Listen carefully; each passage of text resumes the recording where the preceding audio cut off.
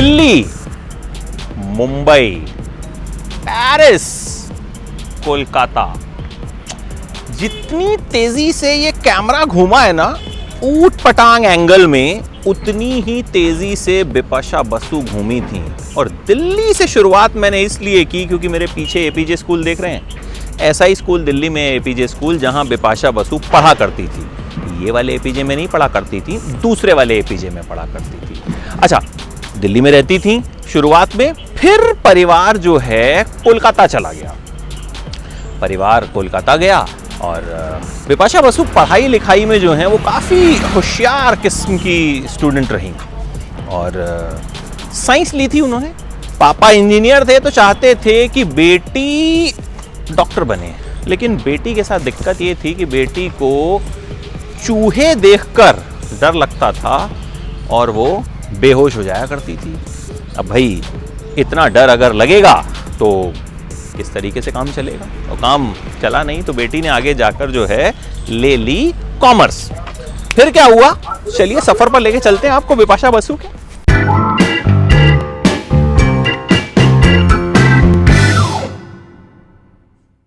अब दिल्ली से कोलकाता पहुंच गई और वहां पर कॉमर्स ले ली, कॉमर्स की पढ़ाई जो है वो शुरू कर दी। और फिर कुछ छुट्टियां वुट्टियां हुई और एक होटल में खाना खा रही थी। फिर क्या हुआ, उस होटल में उन्हें देख लिया मेहर जैसिया ने, अर्जुन रामपाल की एक्स वाइफ, जिनसे अब अर्जुन रामपाल का डिवोर्स हो गया है। मेहर जैसिया बहुत जबरदस्त मॉडल रही हैं, सुपर मॉडल रही हैं। मेहर जैसिया ने देखा और कहा कि भाई तुम जो है मॉडलिंग करो।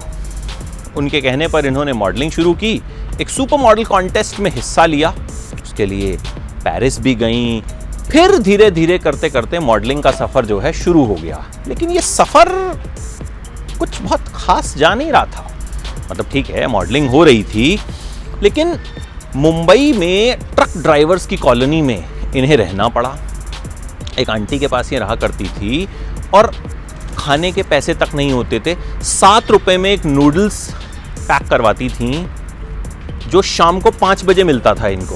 उसके बाद शायद वो दुकान बंद हो जाती थी और उसके बाद रात को रखे रहती थी, उसी को खाती थी। फिर आंटी को तरस आ गया तो आंटी जो है इनको कुछ खाना वाना देने लग गई। वहाँ चारपाई पर ये सोया करती थी और ऊपर एक पंखा चलता था। बिपाशा का कहना है कि उस पंखे की आवाज़ कुछ ऐसी होती थी कि उनका सर घूम जाता था और उन्हें लगता था कि भाई कहीं ये पंखा मेरे सर पर आकर तो नहीं गिर जाएगा। पानी की टंकी में लिमिटेड अमाउंट ऑफ पानी होता था, उसे संजो कर रखना पड़ता था, देखना पड़ता था कि भैया कहीं ख़त्म ना हो जाए, पानी के टाइमिंग का ध्यान रखना पड़ता था। फिर एक दोस्त थे बिपाशा के, फारूक छोटिया, इकलौते दोस्त मुंबई में। उनके स्टूडियो में बिपाशा जाने लगी, वहीं पूरा दिन बैठी रहती थी क्योंकि काम कुछ होता नहीं था। रात में वो ड्रॉप कर दिया करते थे, वो भी देखकर कहते थे कि यार तुम तो बड़ी गंदी जगह पे रहती हो, उन लोगों ने तुमको ये जगह रहने के लिए दी है जहाँ जिनके लिए बिपाशा मॉडलिंग किया करती थी। लेकिन बिपाशा का कहना था कि भाई मैं क्या करूँ, मेरे पास कोई चॉइस ही नहीं है। और वाकई उस वक्त कोई चॉइस बिपाशा के पास थी भी नहीं। खैर सिलसिला आगे बढ़ रहा था। कई बार तो बिपाशा का कहना है कि ऐसा होता था कि कई महीने तक वो कॉर्नफ्लेक्स और बनाना केला खाकर गुजारा करती थी। फिर डीनो मोरिया से दोस्ती हुई। डीनो मोरिया भी उन दिनों जो है स्ट्रगल कर रहे थे और बिपाशा के साथ उनका रिश्ता भी रहा।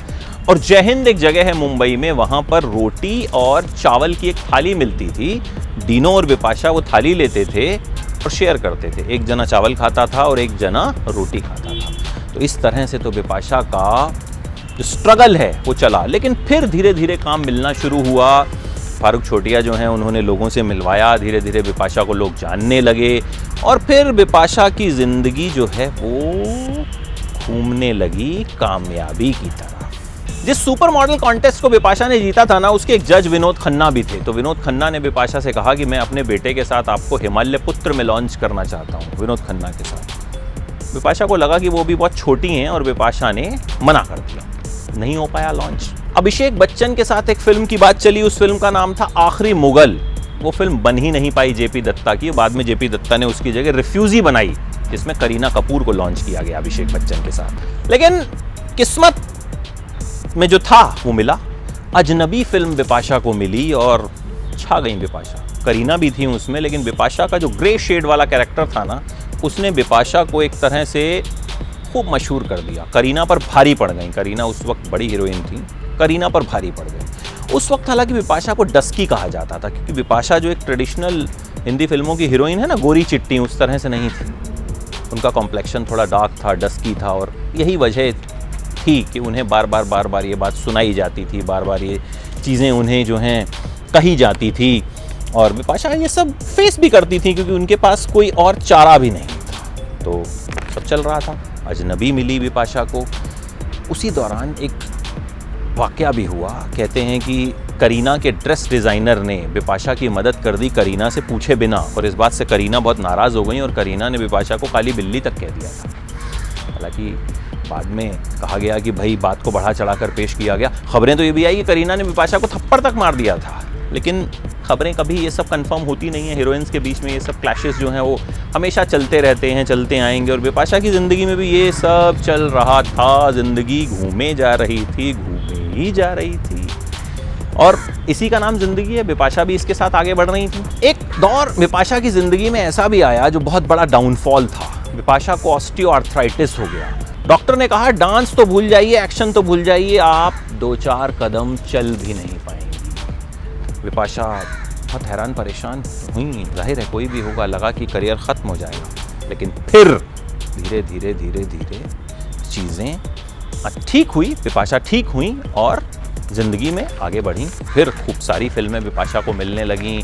बिपाशा ने कई फिल्मों में काम किया। फिल्म जिस्म ने बिपाशा को बहुत ज़बरदस्त कामयाबी दिलाई। फिर डीनो मौर्या से भी उनका ब्रेकअप हो गया किसी वजह से। जॉन अब्राहम ज़िंदगी में आए।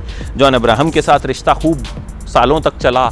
चर्चा एज अ कपल इनकी खूब हुआ करती थी। और फिर जॉन से भी ब्रेकअप हो गया। फिर टीवी एक्टर करण सिंह ग्रोवर से बिपाशा की शादी हुई और अब दोनों बहुत खुश हैं एक साथ। खूब सारी तस्वीरें शेयर करते रहते हैं, खूब बातें इन दोनों की होती रहती। फिलहाल बिपाशा लाइमलाइट से भले ही दूर रहती हैं, लेकिन जब भी कहीं बीड़ी जलती है तो गाना वही याद आता है, बीड़ी जलैले जिगर से पिया, जिगर में बड़ी आग है। और ये आग हमेशा कायम रहेगी, हमेशा जलती रहेगी। बिपाशा का जलवा उम्मीद करते हैं यूं ही कायम रहे।